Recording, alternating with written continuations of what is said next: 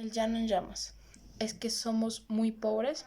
Aquí todo va de mal en peor. La semana pasada se murió mi tía Jacinta y el sábado cuando ya la habíamos enterrada y comenzaba a bajarse la tristeza, comenzó a llover como nunca. A mi papá eso le dio coraje porque toda la cosecha de cebada estaba asoleándose en el solar y el aguacero llegó de repente en grandes olas de agua sin darnos tiempo ni siquiera a esconder, aunque fuera un manojón. Lo único que pudimos hacer todos los de mi casa fue estarnos arriba debajo del tejabán viendo como el agua fría que caía del cielo que quemaba aquella cebada amarilla tan recién cortada. Y apenas ayer, cuando mi hermana Tacha acaba de cumplir 12 años, supimos que la vaca que mi papá le regaló para el día de su santo se la había llevado el río. El río comenzó a crecer hace 3 noches a eso de la madrugada. Yo estaba muy dormido y sin embargo el estruendo que traía el río al arrastrarse me hizo despertarme enseguida y pegar el brinco de la cama con mi cobija en la mano, como si hubiera creído que se estaba derrumbando el techo de mi casa. Pero después me volví a dormir porque reconocí el sonido del río y porque ese sonido fue haciendo igual hasta traerme otra vez al sueño. Cuando me levanté, la mañana estaba llena de nublazones y parecía que había seguido lloviendo sin parar. Se notaba en el ruido del río era más fuerte y se oía más cerca. Se olía como se huele un quemazón, el olor a podrido del agua revuelta. A la hora en la que me fui a asomar, el río ya había perdido sus orillas, iba subiendo poco a poco por la calle real y estaba metiéndose todas prisa en las casas de esa mujer a la que le dicen la tambora. El chapeleón del agua se oía al entrar por el corral y salir en grandes chorros por la puerta. La tambora iba y venía caminando por lo que era ya un pedazo de río, echando a la calle sus gallinas para que se fueran a esconder a algún lugar donde no les llegara la corriente. Y por el otro lado, porque donde está el recodo, el río se debía de haber llevado quién sabe desde cuándo el tamarindo que estaba en el solar de mi tía Jacinta, porque ahora ya no se ve ningún tamarindo. Era el único que vivía en el pueblo y por eso nomás la gente se daba cuenta de que la creciente esta que esta, esta que vemos es la más grande de todas las que han bajado el río en muchos años, más espesa y oscura y que pasa muy por encima de donde debe estar el puente. Allí nos estuvimos horas y horas sin cansarnos viendo la cosa aquella. Después nos subimos por la barranca porque queríamos oír bien lo que decía la gente, pues abajo junto al río había un gran ruidazal y solo ven las bocas de los muchos que se abren y se cierran y como quieren decir algo, pero no se oye nada. Por eso nos subimos por la barranca donde también había gente mirando y cuando los prejuicios que han hecho. Allí fue donde supimos que el río se había llevado a la serpentina, la vaca esa que era de mi hermana Tacha, porque mi papá se la regaló para el día de su cumpleaños y que tenía una oreja blanca y otra colorada y muy bonitos ojos. No acabo de saber por qué se le ocurriría a la serpentina pasar el río este, cuando sabía que no era el mismo río que conocía a diario. La serpentina fue tan atarantada. Lo más seguro es que ha de haber venido dormida por dejarse matar así nomás por nomás. Así muchas veces me tocó despertarla cuando le abría la puerta del corral, porque si no, de su cuenta, allí se hubiera estado todo el día entero con los ojos cerrados, bien quieta y suspirando, como se oye suspirar a las vacas cuando duermen. Y aquí ha de haber sucedido eso, de que se quedó dormida.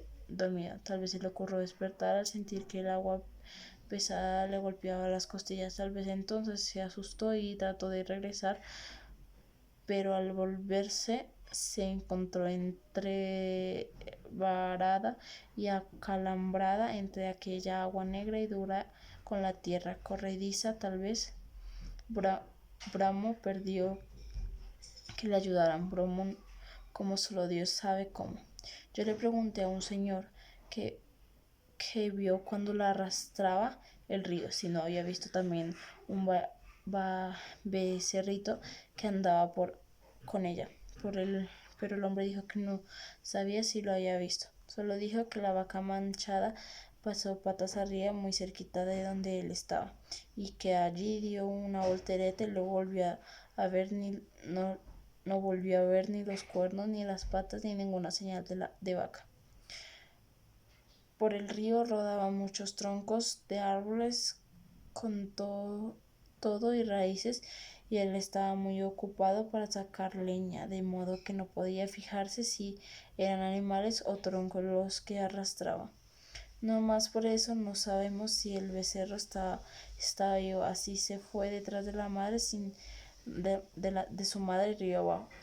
Así fue que Dios los ampare los dos. La apuración que tienen en mi casa es lo que puede suceder el día de mañana, ahora que mi hermana Tacha se quedó sin nada, porque mi papá con mucho trabajo había conseguido hacer a la serpentina desde que era una vaquita para dársela a mi hermana con el fin de que ella tuviera un capitalito y no se fuera a ir de piruja como lo hicieron mis otras dos hermanas, las más grandes. Según mi papá, ellas se habían echado a perder porque éramos muy pobres en mi casa y ellas eran muy retobadas. Desde chiquitas ya eran rezongonas, y tan luego que crecieron les dio por andar con hombres de lo peor, que les enseñaron cosas malas. Ellas aprendieron pronto y entendían muy bien los chiflidos cuando las llamaban a altas horas de la noche. Después salían hasta de día, iban cada rato por de agua de río, y a veces cuando uno menos se lo esperaba, allí estaban en el corral revolcándose en el suelo, todas encueradas y en cada una con un hombre trepado encima. Entonces mi papá las corrió a las dos. Primero les aguantó todo lo que pudo, pero más tarde ya no pudo aguantarlas más y le dio carrera para la calle. Ellas se fueron por Ayultal a no sé dónde, pero andan de pirujas.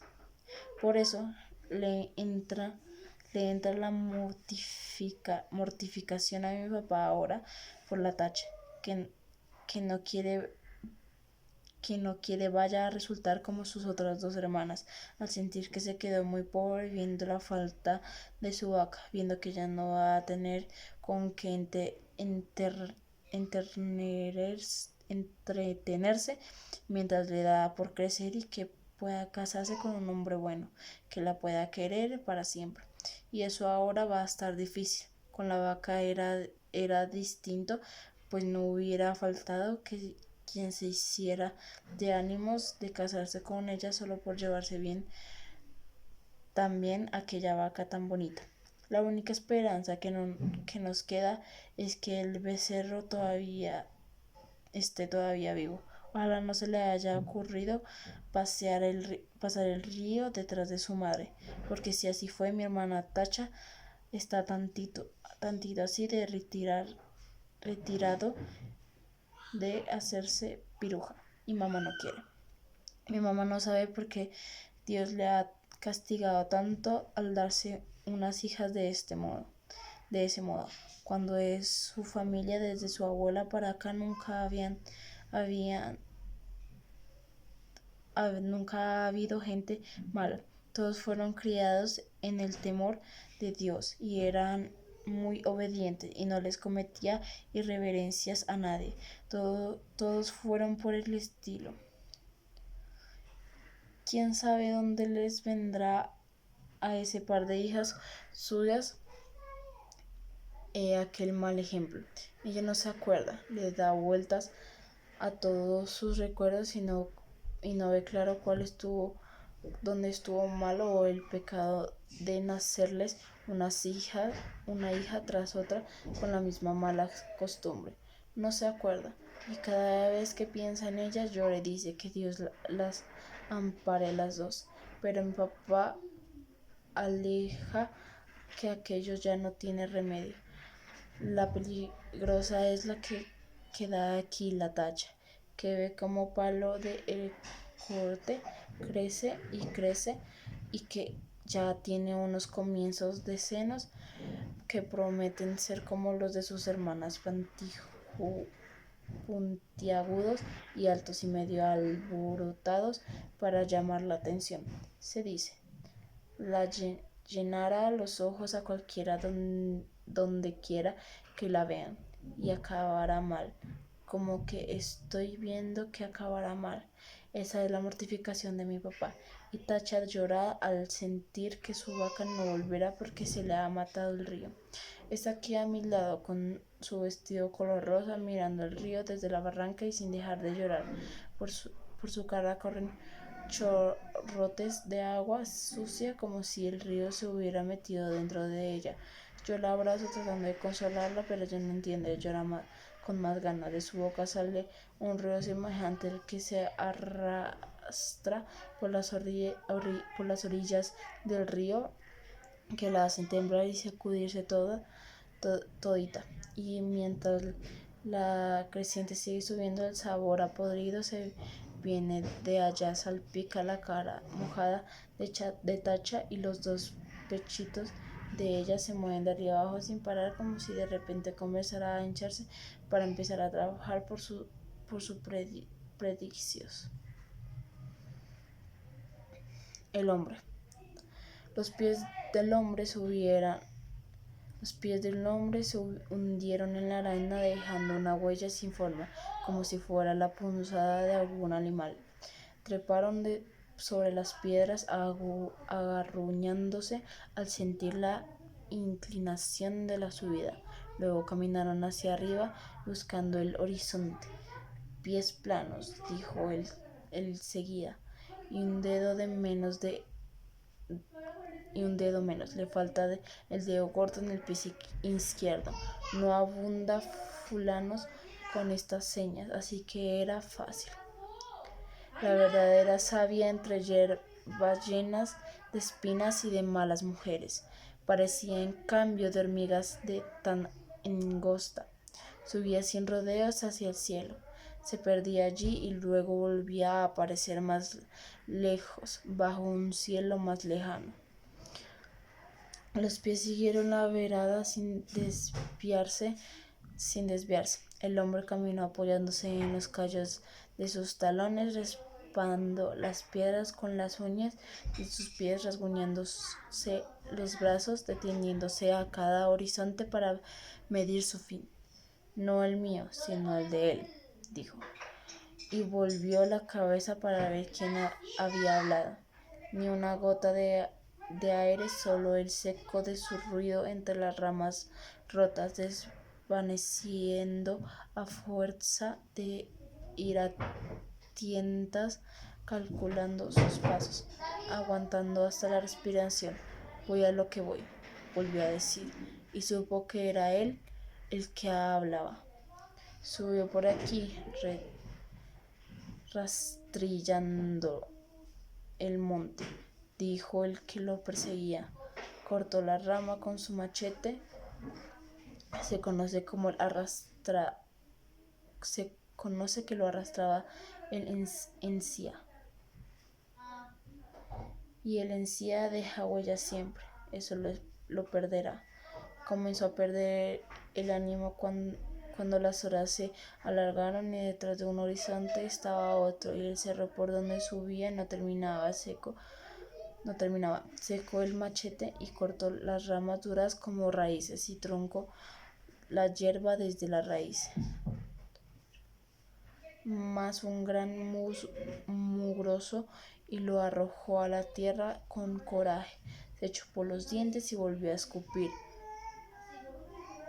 El cielo estaba tranquilo allá arriba, quieto traslúcido, sus nubes entre las siluetas de los palos grajes sin hojas. No era tiempo de hojas. Ese era ese tiempo seco y reñoso de espinas y de espigas secas y silvestres golpeaban con ansia los matojos con el machete. Se amellará en este trabajito, mas te vale dejar en paz las cosas. Oyó allá atrás por su propia voz. Lo señaló su propio coraje, dijo el perseguidor. Él ha dicho quién es. Ahora solo falta saber dónde está. Terminé de subir por donde subió, después bajé por donde bajó, rastreándolo hasta cansarlo.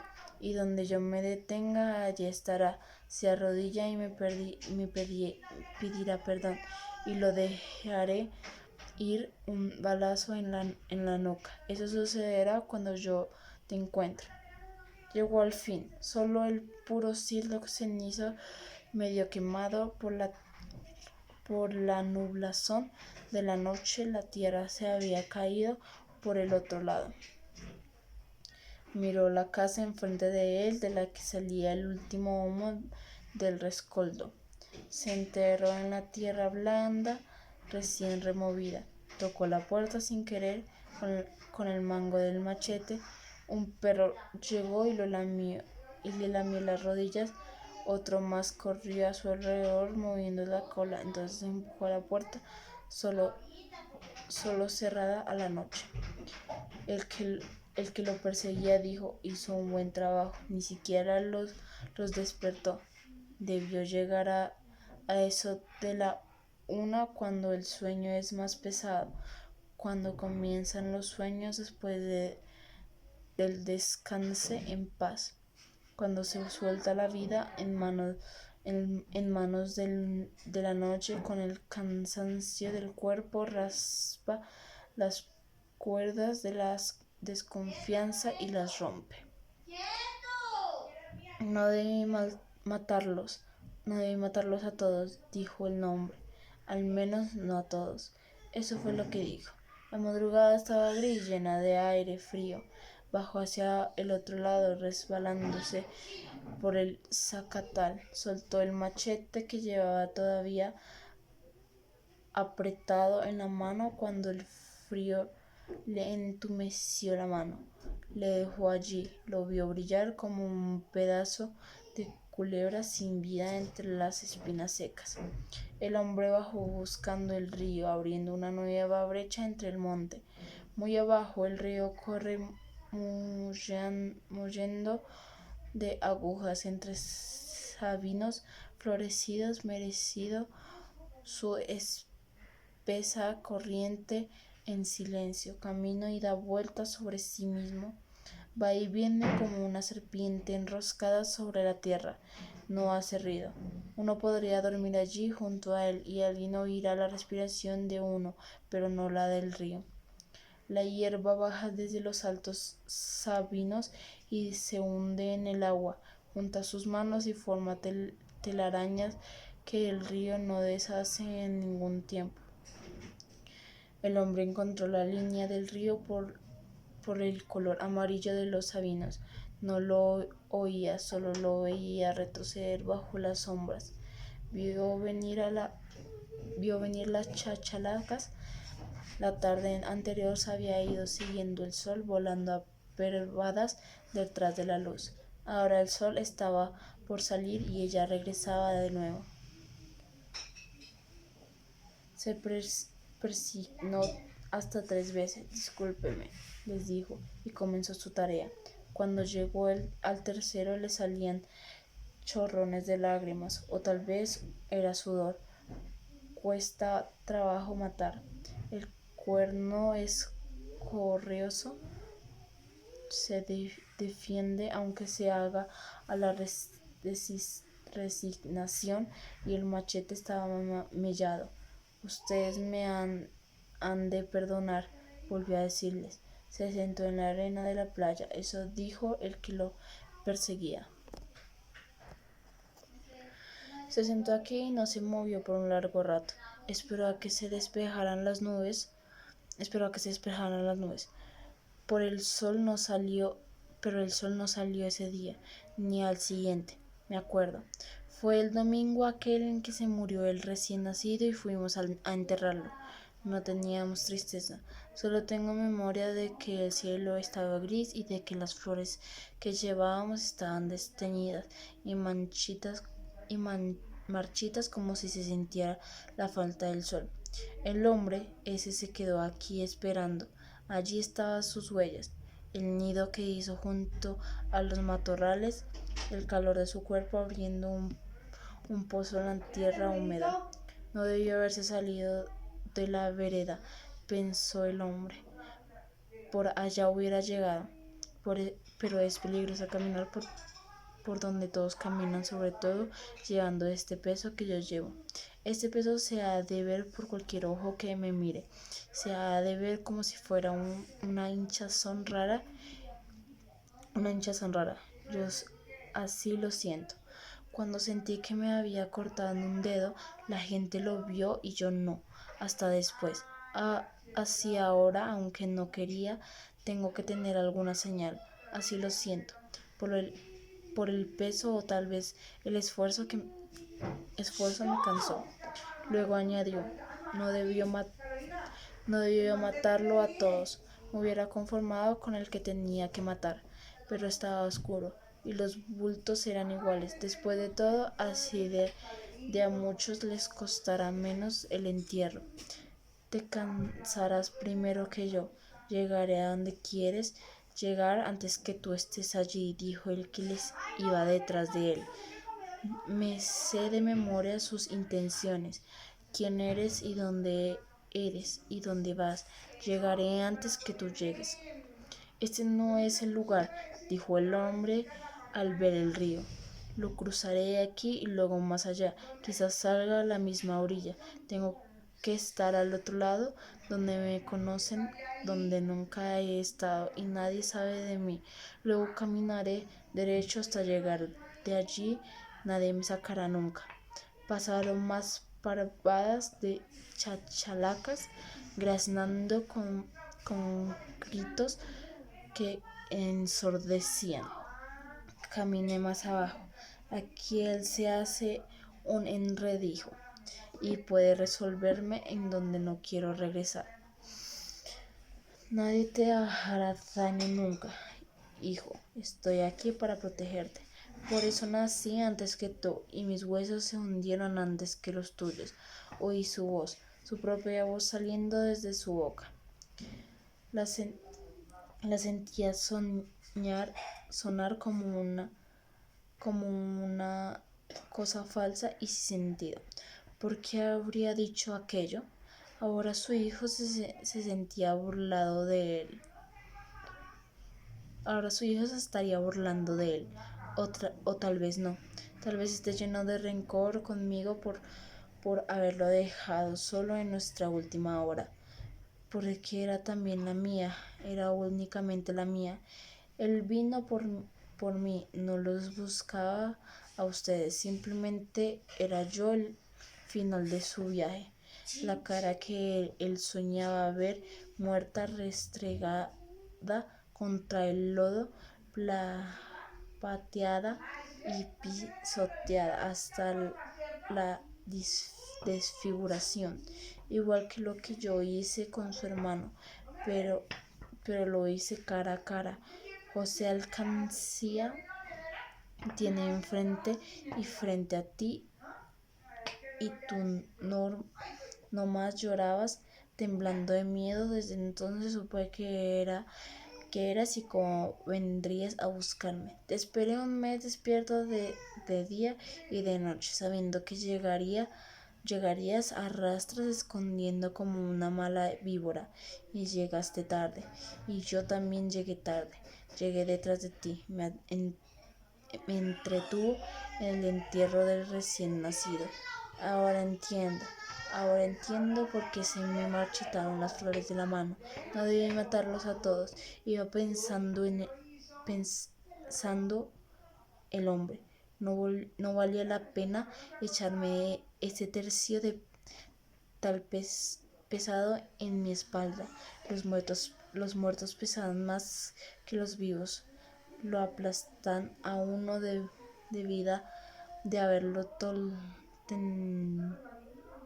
tallado de uno por uno hasta dar con él.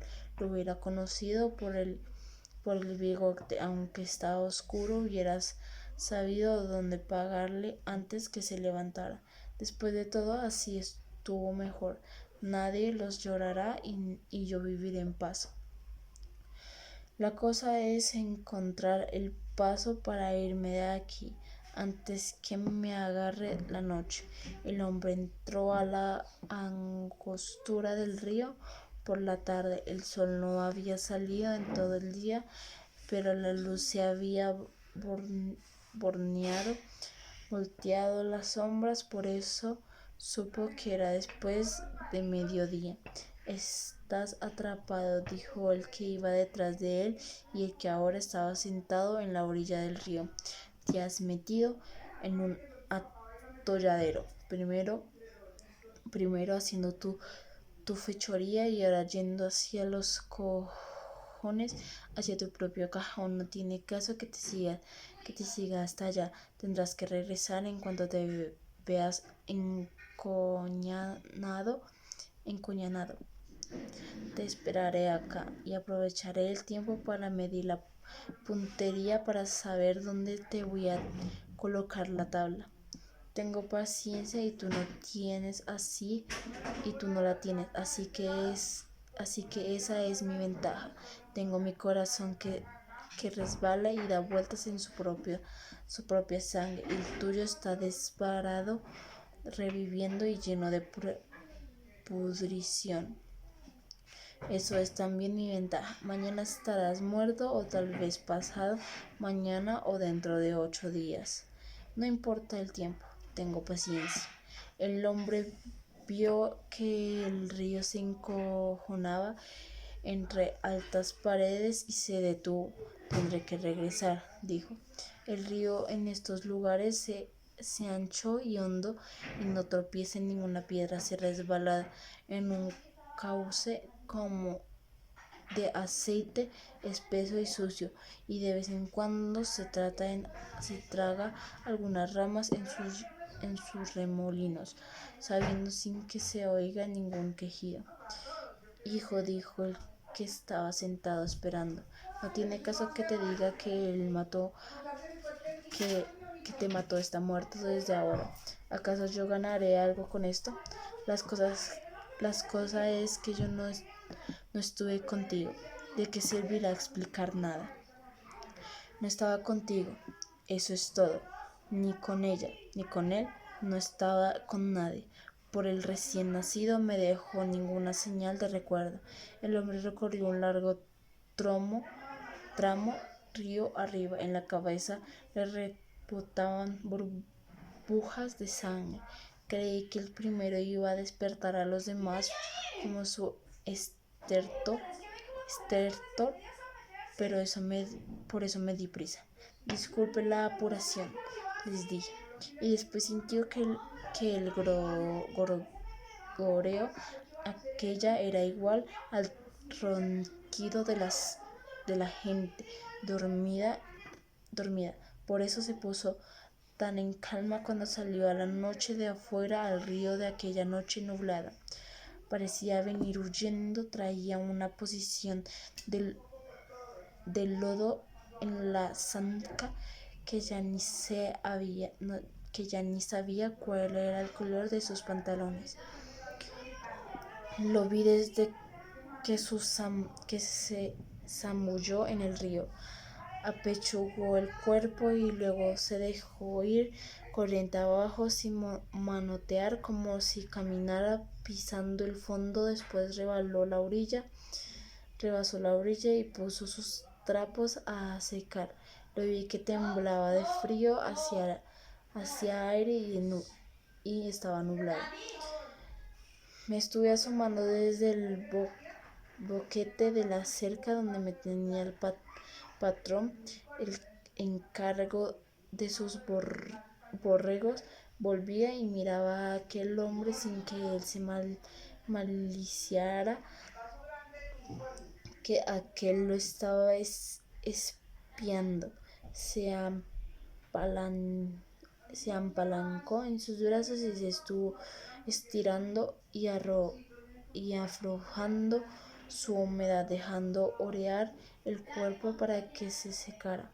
Luego se enjaretó la camisa y los pantalones agujereados.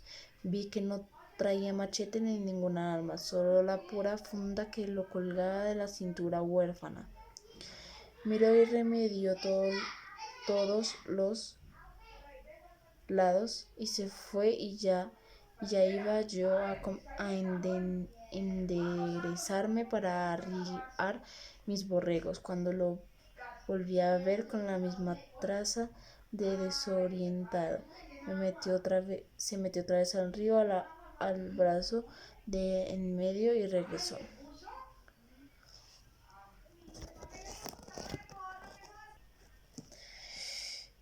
¿Qué trae este hombre?, me pregunté. Y nada, se echó y de vuelta al río y la corriente se soltó, sangoloteándolo como un regilete, y hasta por poco se ahoga. Dio muchos manotazos y por fin pudo pasar y salió allá abajo, hinchando buches de agua hasta desentriparse. Volvió a hacer la operación de sacarse en pelota y luego arrendó río arriba por el rumbo de donde había venido. Que me lo diera ahorita. De saber lo que había hecho, lo hubiera apachurrado a piedras y ni siquiera me entraría el remordimiento. Ya lo decía yo que era un Julión, con solo verle la cara. Pero no soy adivino, señor licenciado. Solo soy un cuidador de borregos y hasta si usted quiere algo miedoso cuando da la ocasión. Aunque, como usted dice, lo pude muy bien agarrar desprevenido y una pedrada bien dada en la cabeza lo hubiera dejado allí bien tieso. Y usted ni quien se lo quite que tiene la razón. Eso que me cuenta todo, las muertes que debía y que acababa de efectuar, no me lo perdono. Me gusta matar matones, créame usted. No es la costumbre, pero se ha de sentir sabroso ayudarle a Dios a acabar con esos hijos del mal. La cosa es que no todo aquello lo vi venir de nueva cuenta al día siguiente.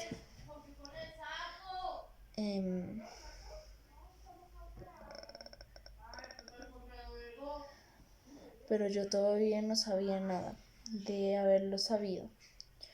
Lo vi venir más flaco que el día antes, con los huesos afuera del pellejo, con la camisa rasgada.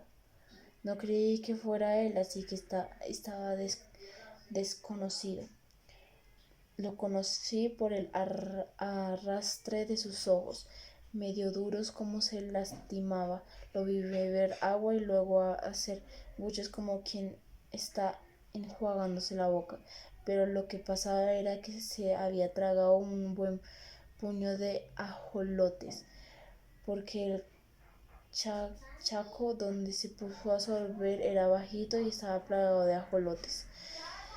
Debía de tener hambre. Le vi los ojos, que eran dos agujeros oscuros como de cueva. Se me arrimó y me dijo: ¿son tuyas estas borregas? Y yo le dije que no, son de quien las parió. Eso le dije. No le hizo gracia la cosa, ni siquiera peló el diente. se pegó a la más ovachona de mis borregas y con su mano como tenaza se la agarró de patas y le subió el pezón hasta acá. Se olía los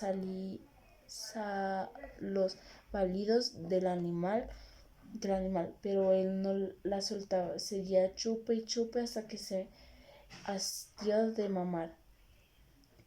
Como decirle que tuve que echarle creolina a las ubres para que se le desinflamaran y no se le fueran a infectar los mordiscos que el hombre le había dado. Dice usted que mató a todita la familia de los Urquidi. De haberlo sabido, el atajo a puros leñazos. Pero uno es ignorante, uno vive remontado en el cerro, sin más trato que los borregos, y los borregos no saben de chismes. Y al otro día se volvió a aparecer. Al llegar yo, llegó él y hasta entramos en amistad. Me contó que no era de por aquí, que era de un lugar muy lejos, pero que no podía andar ya que le faltaban las piernas. Caminó y caminó, andó y andó nada. Se me doblan las piernas de la debilidad y mi tierra está lejos, más allá de aquellos cerros. Me contó que se había pasado 2 días sin comer más que puros y hierbajos. Eso me dijo. Dice usted que ni piedad le entró cuando mató a los familiares de los Urquid. De haberlo sabido, se habría quejado en juicio y en boca abierta mientras estaba bebiendo la leche de mis borregas. Pero no parecía malo. Me contaba de su mujer y de sus chamacos, y de lejos que estaban de él. Se sorbía los mocos al acordarse de ellos, y estaba reflaco, como trasgirado. Todavía ayer se comió un pedazo de animal que se había muerto del relámpago. Parte amaneció comida de seguro por las hormigas arrieras, y de la parte que quedó él la tatemó en las brasas que yo prendía para calentarme las tortillas, y le dio fin. Ruñó los huesos hasta dejar los pelones.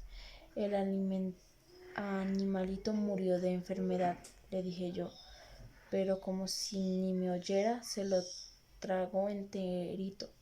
Tenía hambre. Pero se dice usted que acabó con la vida de esa gente, de haberlo sabido, lo que es ser ignorante y confiado. Yo no soy más que un borregüero, y de ahí en más no sé nada. Con decirles que se comían mis tortillas y en las abarrabas en mi mismo plato. De modo que ahora vengo a decirle lo que sé. Yo salgo encubridor. Pero pues ahora sí.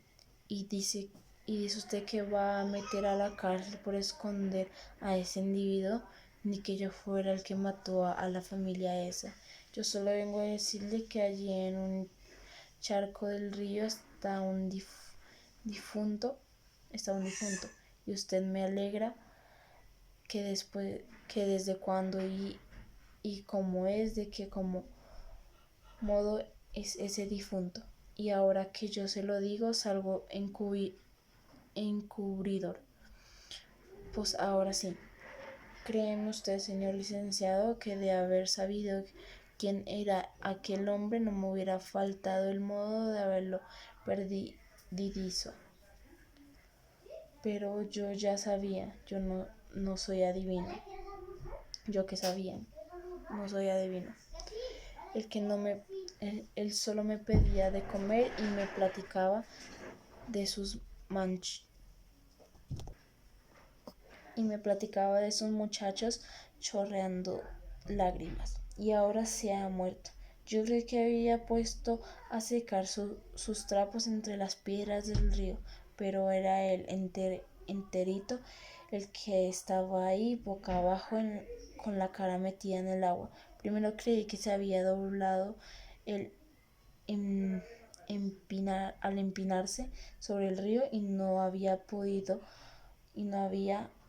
ya enderezar la cabeza y que luego se había puesto a resollar agua hasta que le vi la sangre coagulada que le salía por la boca y la nuca repleta de agujeros como si lo hubieran taladrado. Yo no voy a averiguar eso, solo vengo a decirle lo que pasó sin quitar ni poner nada. Soy borregüero y no sé de otras cosas.